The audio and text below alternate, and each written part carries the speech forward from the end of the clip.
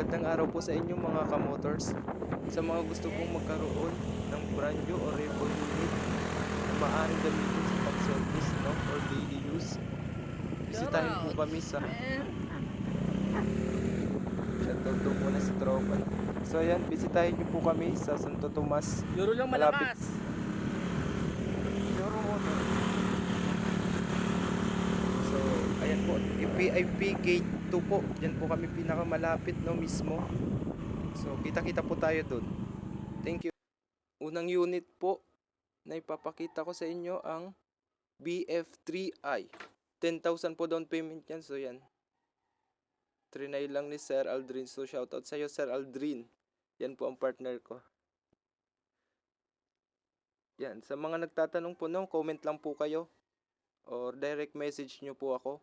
Nandyan po sa description ko ang aking contact number at saka email. Sa mga wala pong time na pumunta sa aming branch, no, so gumawa na po kami ng YouTube channel para maipakita po sa inyo ang aming mga repo at saka brand new unit sa araw-araw, no.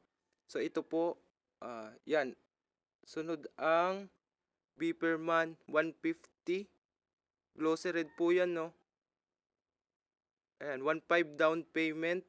Then for 3 years naman po ay 2,866 po ang magiging monthly nyo, no. So napakaganda po niyan, no. Paunahan po tayo dyan mga sir. Sunod ay ang Beeperman Matte Blue. So 1.5 po ang down payment niyan. 3 years yun, kung 3 years yun naman po siya hulugan, no. 2,484 po ang magiging monthly nyo. So ayan. All around review lang po tayo mga sir, ha. Okay. Then sunod ay ang Beeperman 150. Glossy din po yan, no. Halos pare-parehas lang. Ang down payment niyan 1.5. Pag 3 years 2,496 po. Yan. So bisita na lang po kayo dito, no. May mag-assist naman po sa inyo. So may brand new dito sa labas, Rapido 110. Yan, cash 47,300. Cash or installment po, pwede po, no. Sunod ay ang step by step, 42,300 for cash. Then yan. Sunod ang Cafe Racer. All around review lang din. At ang down payment niya ay 1.5.